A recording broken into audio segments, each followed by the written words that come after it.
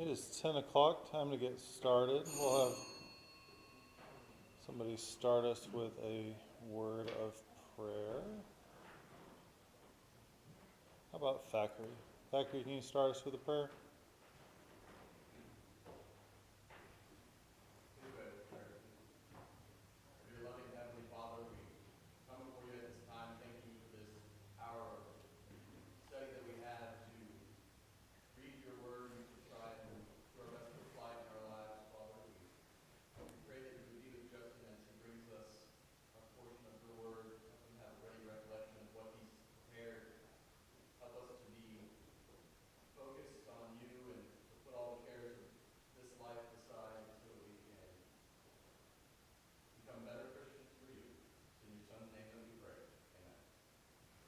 Amen. Well, we may have a little bit of repeating. I know that Stan read the first verse. I intend to read right now in the 9 o'clock hour, so that's all right. We just got our brains prepared to start early. So would somebody please turn over to Matthew 5. Matthew 5, and our topic today is salt and light. Matthew 5, verses 13 through 16. Who's got that?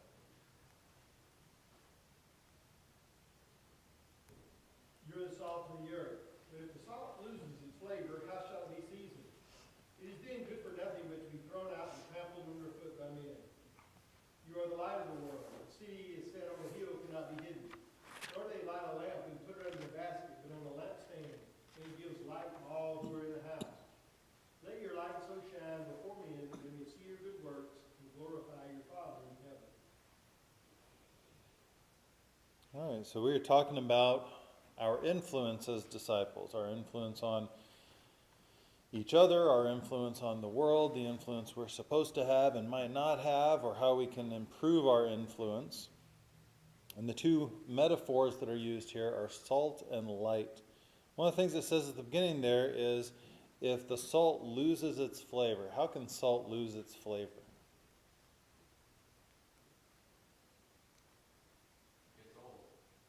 Gets old. So what happens to it? How does oldness make it lose its flavor?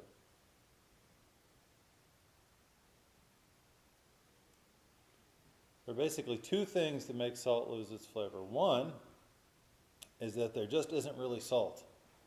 And what I mean by that is that they didn't have nice white crystallized salt, on shakers on their tables back then, right? They were getting salt out of nature, and there were pretty well two different ways you got it. You either got it out of deposits that were like just salt. Salt's a rock, right? It was just out in the world with other rocks, and so you didn't necessarily have it clean. It was just mixed with other rocks, or you just had a rock that had a bunch of salt in it. And if you shave some of that off, or if you put it in water or rinse water over it or whatnot, some of the salt would come off. And then you were left eventually where there was no salt. You just had a rock that wasn't salt. And then what good is that? That's not good for anything. And so they'd cast out in the road, and basically it helped be their gravel roads. You didn't want to throw it into your field, because even though it was hard to get anything salty out of it, like you're going to get more dirt flavor than salt flavor out of it at that point, it still did have salt in it. And so if you just ground it up and put it in your garden, your plants weren't going to live very well because they're going to be hurt by that. The other way by aging is that it actually is corrupted in some way. It's chemically changed in some way. There's different ways of it happening, but whatever. It's exposed to oxidation, it can be, or the things that are next to it oxidize, and it ends up just getting corrupted with other flavors. This isn't hard for us to understand if you've ever had much anything in your fridge for very long, and it starts taking on the flavors of the other things that are in the fridge, and then it's like, well, do I want to use this salt? Well, no, because this salt is whatever, pickle flavored, or it has the flavor of my leftover pizza from whatever in the world. This is not going to be good to use in something else at that point. So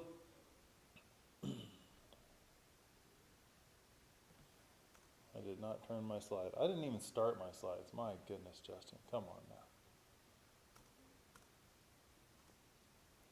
So, disciples are to have a positive influence in the world.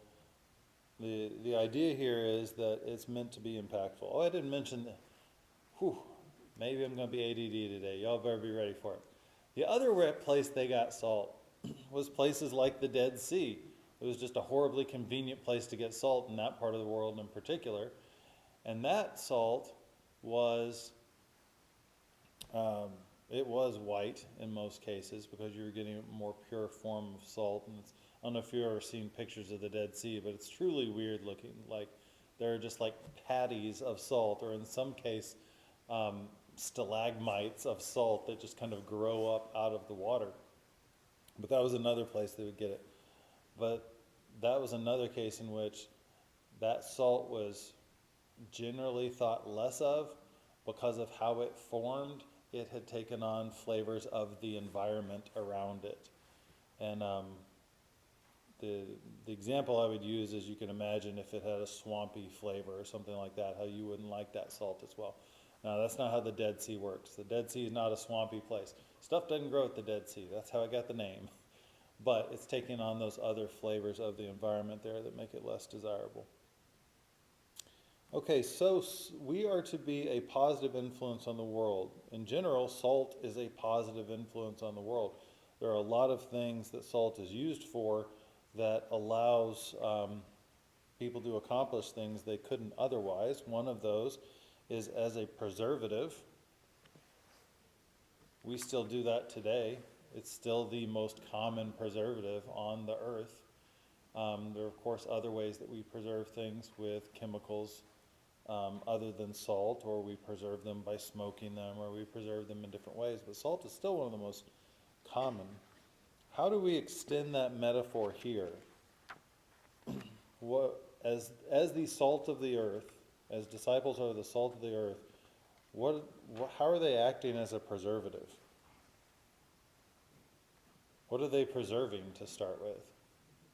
Right? If I rub salt in my meat, I'm trying to keep my meat from rotting and having it around throughout the seasons.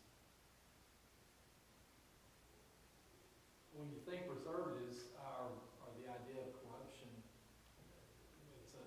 the idea of purity is singleness. So you have a particular item, you add the salt to it to make sure that the item stays just that particular item instead of introducing all the corruptive influences and leading to ruin.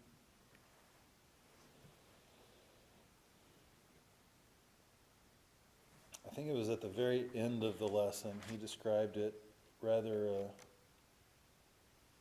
bleakly. There in the conclusion, he says, the sinful world continues to exist because of the faithful disciples of Christ scattered across the rotting landscape. It's like, whew, it's pretty harsh. But that's part of his point. What's the point he makes here in this section about like Sodom and Gomorrah and stuff like that, and how the righteous were meant to be preservatives there?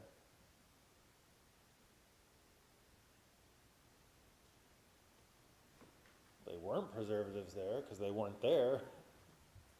But there are several places in the Bible where he says that the reason that something is forestalled is because of the righteous. So in the discussion he had with Abraham about Sodom and Gomorrah, Abraham's like, well, what if there are 50 righteous people there? And God's like, I would save it for 50 righteous people. Well, how many people were there total? How many people lived in Sodom and Gomorrah at this time, right? And Abraham was going down through percentages. So you can just imagine, we'll use fake numbers because they're easier. Just say 500 people lived there. And Abraham said, well, what if there are 50 righteous? So what if just 10% is righteous? And then he kept lowering it, right? And lowering it. What if they're just, 10, 5, he's down to 1%. What if just 1% are righteous? And I don't know how many people live there. Nobody does. But you can imagine something like that, it being like 1%, and God's like, I will save it for 1%. He couldn't find 1%. And they were both destroyed. And there are other passages in the Bible with the same idea, that this will not be destroyed because of the righteousness. The other examples he gives here is like during the days of Josiah. So something they talked about in the, was it 2 Kings? I guess it was 2 Kings. When Israel was being taken off into Assyrian captivity, it was on the table that Judah would also be taken off into Assyrian captivity. And it was only because of this remnant of righteousness in Judah that said, all right, you're not being taken into captivity yet. And of course that degraded and they got taken into Babylonian captivity. But that's what God's looking for. God's looking for that bit of righteousness that is still there. And the point that the author of this lesson is making is that that is part of what is forestalling the end of times. Because God is long-suffering, not wishing that any should perish, but that all should come to repentance. But at some point, there's not going to be enough righteousness. There's not going to be the 10, the 5, the 1%, whatever it is, whatever that threshold is, and it's going to be all over. And of course, the other aspect of preservation is that we are preserving the gospel. We are keeping to the pure gospel, keeping the gospel pure, and spreading the gospel. Salt gives flavor. Okay, so what's the flavor of a Christian? What's the flavor of a disciple? How do we extend that metaphor?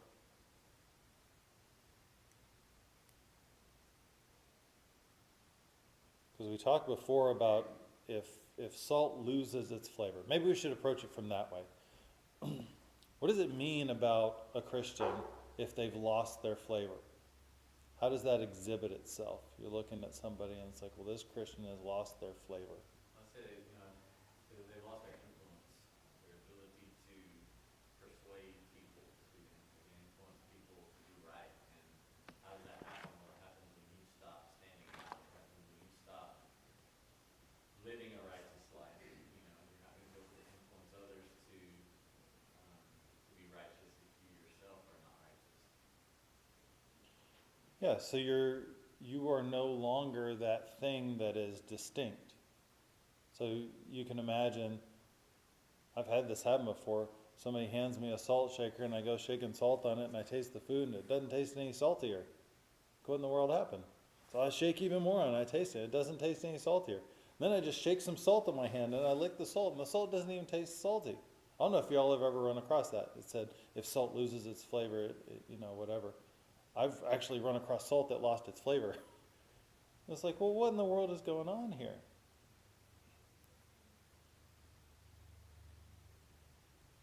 Jesus is our ultimate example of salt, our ultimate example of light.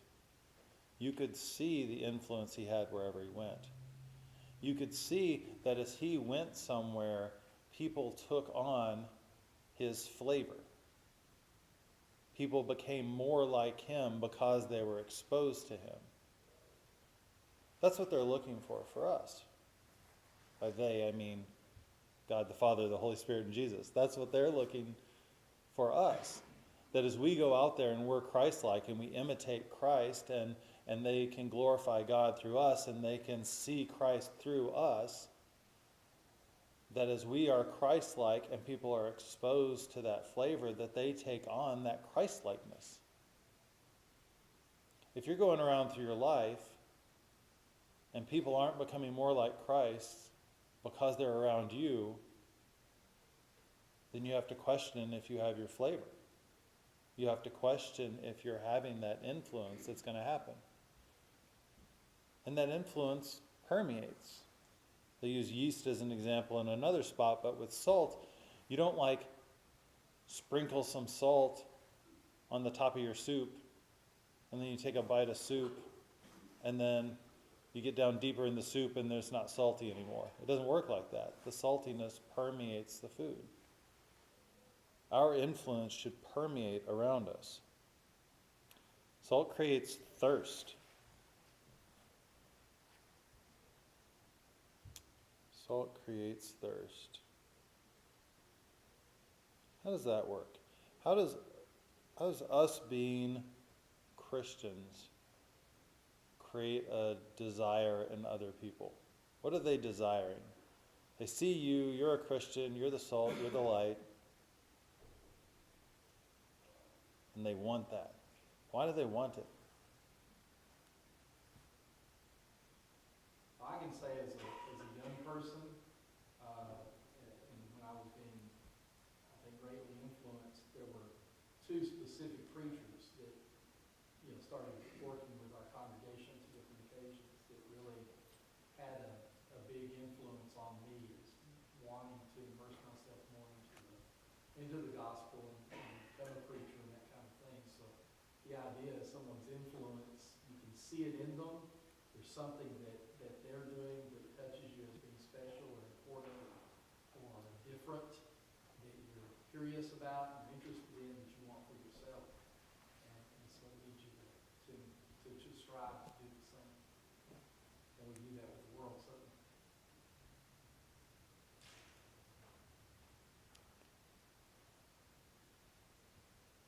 I think in that case, I think about the contagiousness of enthusiasm, where if somebody's fired up about something, they draw people to them. And you'll see that happen, that just happens organically with us as people. Like you can see that happen just like at Buffalo Wild Wings. You just have a bunch of people there at Buffalo Wild Wings and they're eating or whatever in the world. But they got games on. And if they have the Cowboys game, and if you have a section of Buffalo Wild Wings and people are getting all excited about whatever's happening in the game, you'll see other people that are in the room that are interested in the Cowboys and excited about the Cowboys start gravitating to that side of the room. And all of a sudden, that whole side of the room is just all in on the Cowboys thing, and they've gotten louder and cacophonous and such. And you got other people who are like, you crazy people, I'm just here to eat wings, and they're off elsewhere.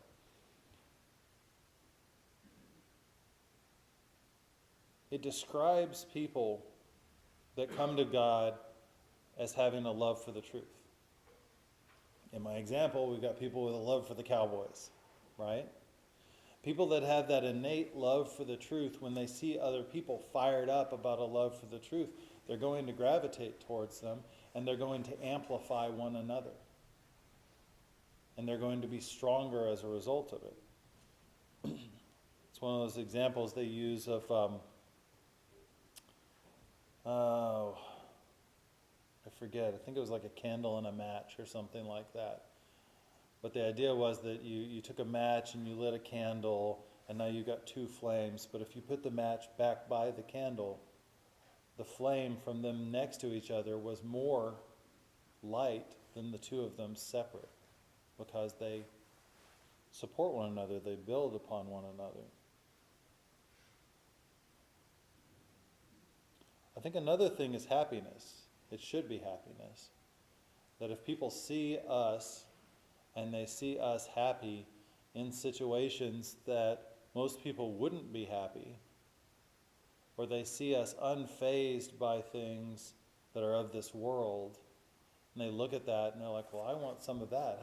Why aren't you sad right now? Why aren't you impacted by this thing like we just were? It's interesting. I've described before that one of the ways that we can be salt or light is by people seeing us face adversity. And so somebody asks you about how you face the death of a family member, or somebody asks you how you face being fired from a job or something like that. And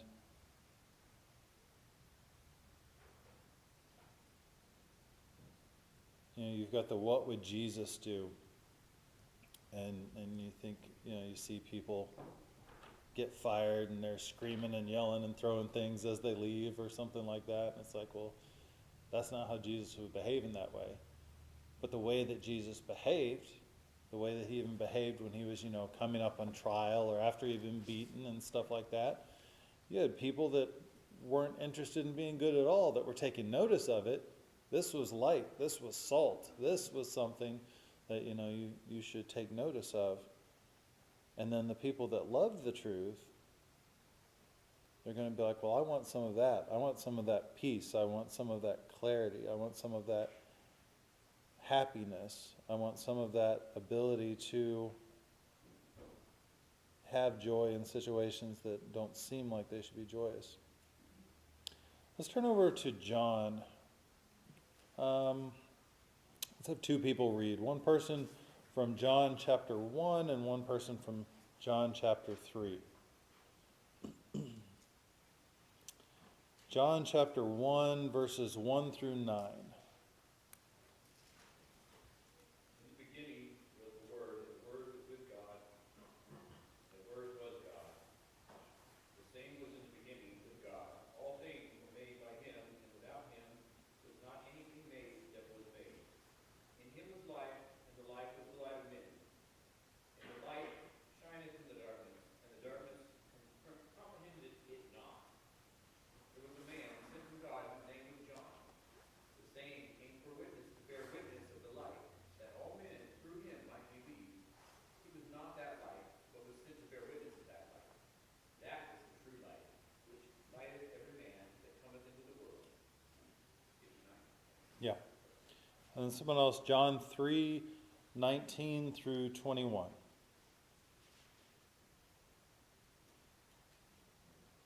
And this is the condemnation, that the light has come into the world, and men love darkness rather than the light, because their deeds were evil. For everyone practicing evil hates the light, and does not come to the light, lest his deeds should be exposed. But he who does the truth comes to the light, that his deeds may be clearly seen, and that they have been done in God. So he is the true light, the light of the world. The darkness did not understand it. The light came into the world. The men loved the darkness rather than the light. What is the darkness? What is darkness?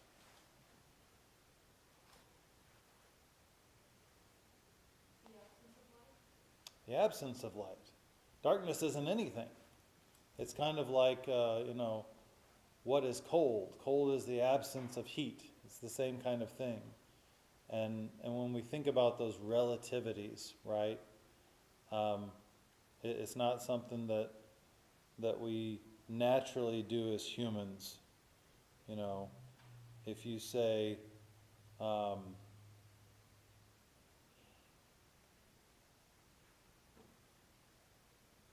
trying to think of an example that is both accurate and not inflammatory. If you say, what's better, murder or assault? Like, neither one of those are better. They're both awful. What are you talking about? But everything is relative. Everything is relative when you talk about the temperatures or the light. You know, what's brighter? One candle or two candles? Well, two candles aren't very bright, but two candles are clearly brighter than one candle. The space next to Pluto is clearly warmer than the space outside of the magnetosphere of the sun. Both of those are 100 degrees below zero. We don't think of them as warm, but it's all relative. So darkness is the absence of light. Sometimes we'll talk about caves as kind of our place to get the most darkness. If you've ever gone on one of those cave tours and you're way underground and they've got all this artificial light and stuff in there so you can see all the stalactites and the stalagmites, but then they'll be like, all right, we're going to turn the lights off for a second. And they go and do it, and it's black. It is black. Like, you can't see anything, can't see your hand in front of your face. It's black. It's the absence of light. And then we use the example of, well, what if you have just one candle then? Then that seems pretty bright compared to absolute darkness. And then in our metaphor, you get to the full extent of heaven, where God is the light, and it's just brightness, encompassing brightness. I saw a video one time, and they were showing heaven, and it was very white, and it was very bright. But one thing they had gone back and done in the video was they had made sure that there were no shadows, because the light was enveloping. It was all around you all the time. There wasn't an idea like, this light's brighter and I've got my shadow back here on the wall, because God's brightness encompassed everything. There were no shadows at all. But then people are drawn to the light. Why are they drawn to the light? If you are sitting there in a cave in complete blackness, and someone manages to get their flint or whatever going, and they manage to light their lantern or whatever, why are people then drawn to that light?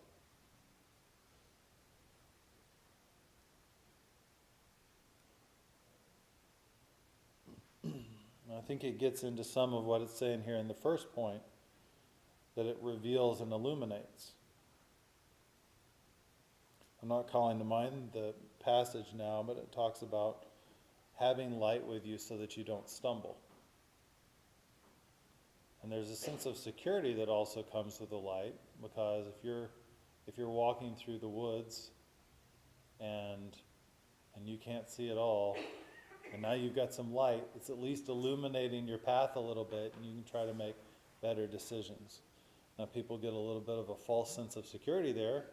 They think they know more about what's going on than not, and it turns out that just outside that cone of light, you've got the mountain lions or whatever else that are keeping a good eye on you, on what's going on. But you've got that light, and you've got some security in that light because of the second point, that it drives away the darkness. So, what does it mean that the darkness didn't comprehend the light?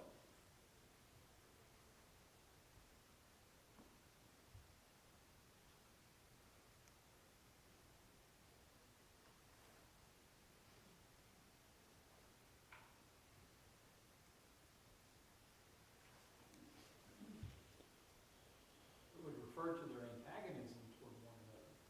They're such polar opposites, it's hard for darkness to imagine what light is like. So you use that metaphor to reveal the darkness that's in the world and such. It would give an explanation as to why Jesus was rejected by many instead of accepted.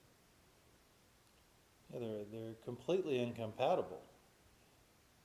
You can't be like, hey, bring that flashlight over here. I want to see this darkness a little better. Like, that doesn't make sense. Once you bring the flashlight, the darkness is gone. They're incompatible. And the things in the dark often will react negatively to the light, right?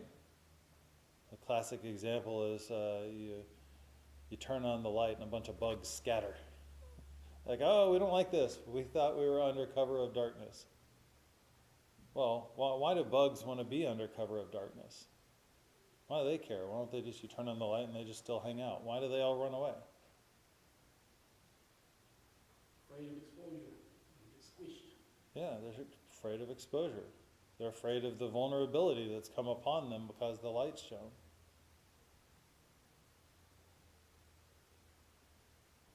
We have that problem.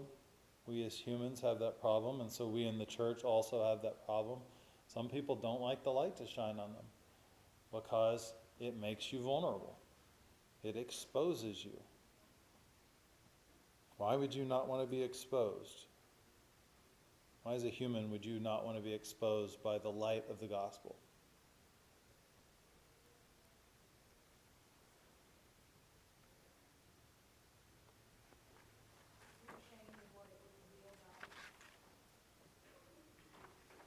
Yeah, you're ashamed about what people are going to see, or even what you're going to see. A lot of times that you don't want to admit things about yourself, and that if you actually use the light of the Word and the light of Christ to expose and reveal some about yourself. It's not a rational way to think. We talk about that with people who are afraid to go to the doctor and get a test for cancer. Like the test is going to give them cancer, right? But they're still afraid to do it. They don't want to do it. They don't want to find that thing out about themselves. It's true whether they know it or not, but they don't want to find it out about themselves. And that happens with sin in our lives. That happens with hypocrisy in our lives.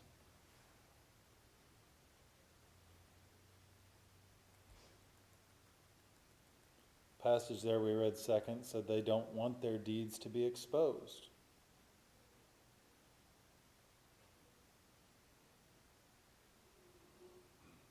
Why would that be? Why are there people who the light shines on them, it shows they're living evilly, and so they move away from the light. They want to stay in the darkness. Why would they do that? They like what they're doing. It's part of it. They like what they're doing. Why do they like what they're doing? I'm still asking you. Yeah, well, I'm asking anybody. I'm looking at you because you talked last. There are no answering rules. Anyone's allowed to answer any question or talk at any time. That's part of the appeal of Satan, is that he gives us allurements and enticements that maybe the end is death, but the interim is enjoyable.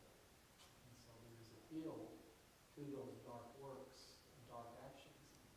And so they want to stay in it, and they don't want someone to tell them wrong or to be revealed to be wrong. So you kind of want to stay in it, but enjoy it. Kind of gets back to what we talked about last time on being strangers and pilgrims about your delayed gratification, and you've got things now, but the things way out in the future aren't as real to you. You'd rather have what you have now. You think back to the cave. If you've ever been in a cave and it's been just flat out black and your flashlight goes out, and you generally know the path you took into the cave, so you generally can follow the path back out. That moment that you first can see some light, and like the first light you see in that cave, it's reflected like 2 or 3 corners up the way. But that first time you see just a bit of light, you're seeing your salvation. I'm going to actually get out of this cave. If I continue walking towards the light, there's going to be more illumination. I'm going to be able to better see what I'm doing. I have a goal out there in mind.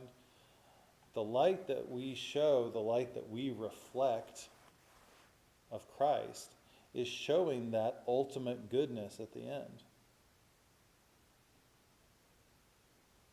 But there are people that look at that and they say, that's a false goodness, or I'd rather have what I have now, or you don't know what's up ahead. There could be a chasm up ahead. You're going to kill yourself trying to get to that light. I'm going to stay here in the dark. I'll tell you, I had problems with this lesson. I kept having to extend the metaphors further and further. I couldn't figure out how to talk for an hour on salt and light. We're pretty familiar with them. Light warms and comforts. He's extending the metaphor even further. How do we warm and comfort each other with our light?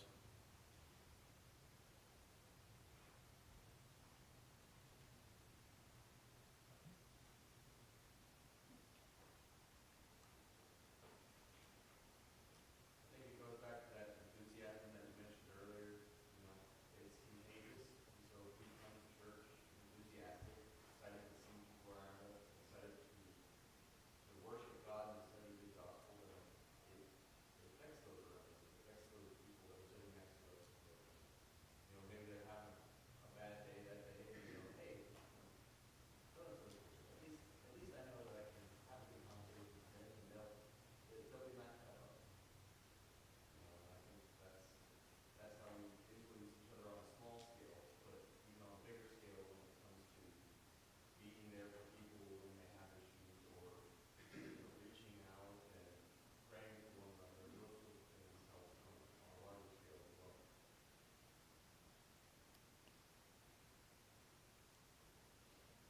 Yeah, we bolster one another. We remind one another of what's important. We help refocus one another. Being here with fellow Christians, talking about heaven, talking about hell, remembering the Lord's death together.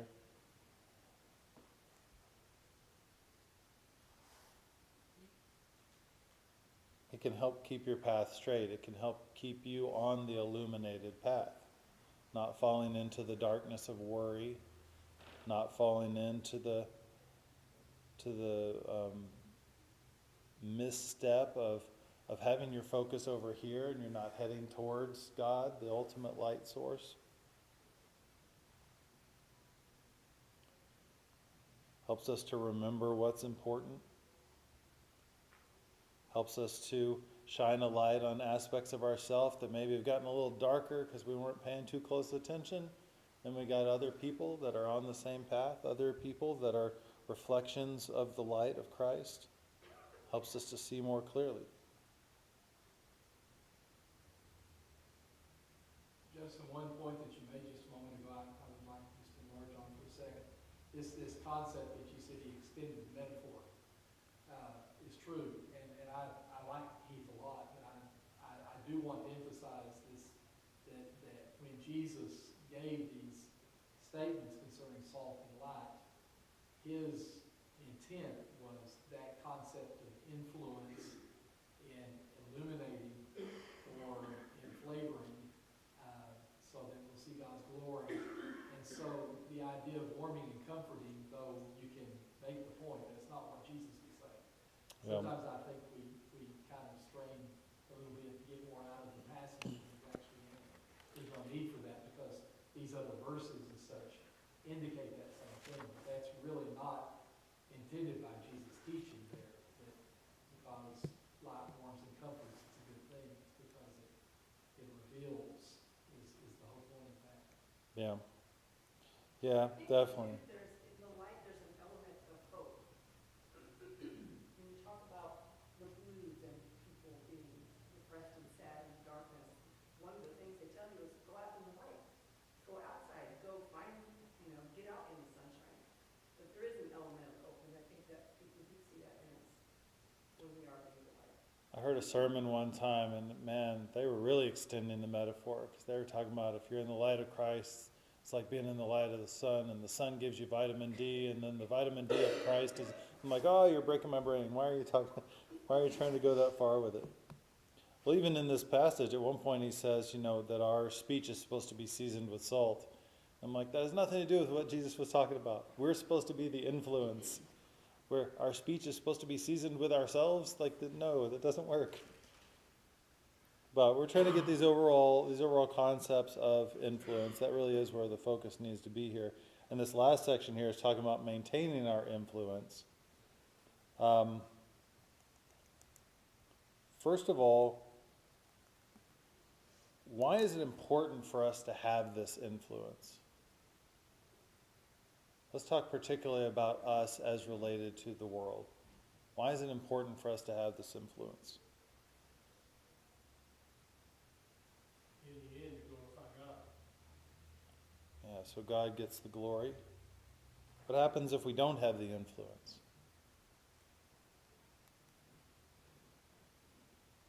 Ultimately, we don't break these people's lives. Yeah, we aren't impactful. We aren't producing the outcome that God would have us to have. I mean, who's the one casting the flavorless salt into the road? It's the one that's trying to use the salt. Who's trying to use the salt? God. God's trying to use the salt.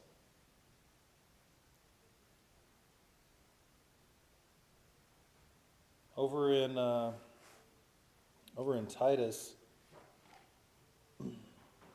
it's talking about elders. It says, for this reason I left you, he's talking to Titus, this reason I left Titus in Crete, that you would set in order what remains and appoint elders in every city as I directed you, namely, if any man is above reproach, so that's talking about their relationship to others, the husband of one wife, having children who believe, and not accused of dissipation or rebellion.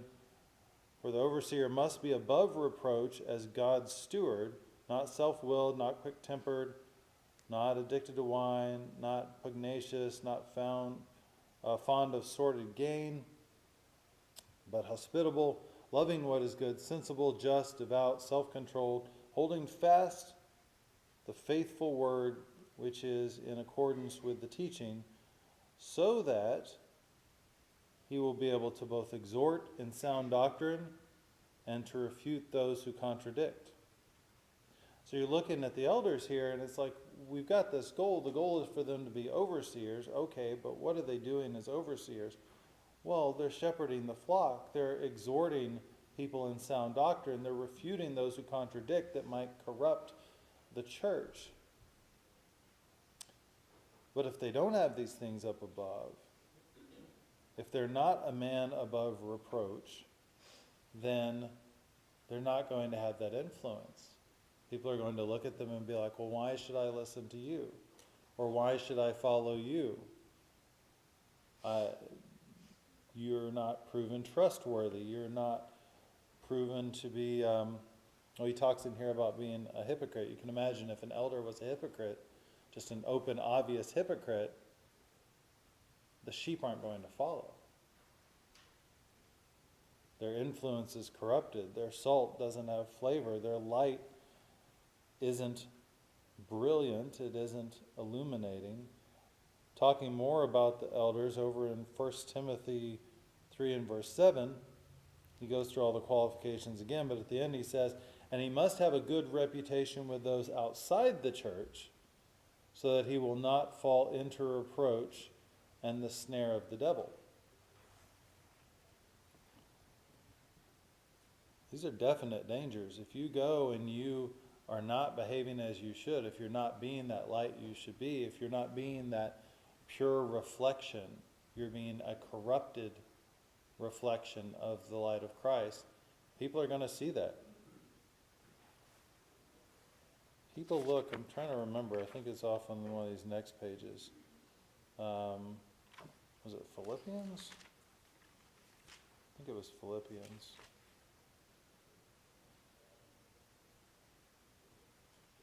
No, that was another part of it. I'm thinking about the part where it says that people are going to see your behavior and they're going to blaspheme God. And what it's talking about in that passage is that they're going to see your hypocrisy and they're going to say, this Christian thing, it's got no value. They go and they say and do these things that contradict what they're saying. I don't want to be a part of that. I don't want to follow a God like that or a Christ like that. I'm uninterested in that thing because they recognize that there isn't a purity there. They recognize that that's bad salt. They recognize that that's bad light. And because they see that in us, they don't look on to the pure and good light of Christ, the pure and good salt of Christ.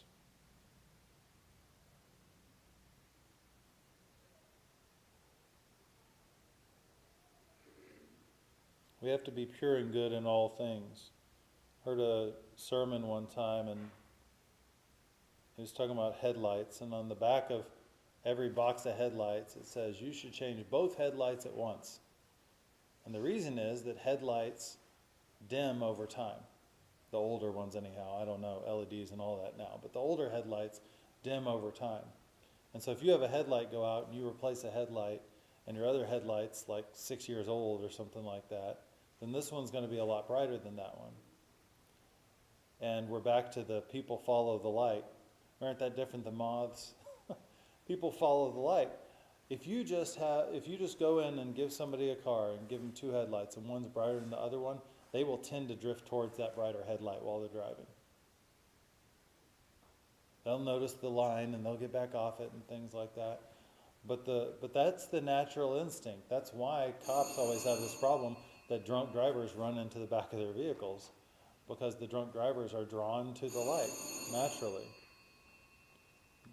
That's why Christ used the metaphor, because we are naturally made that way. All of Christ's metaphors, he's explaining something that's true about our physical nature, and he's making a spiritual application of that. I think it was, I want to find that passage though, because I hate when I don't have the passage. It may have been the one over in Romans.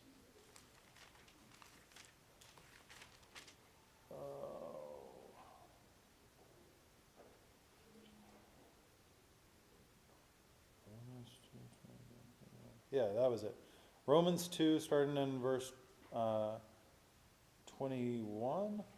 You therefore who teach another, do you not teach yourself?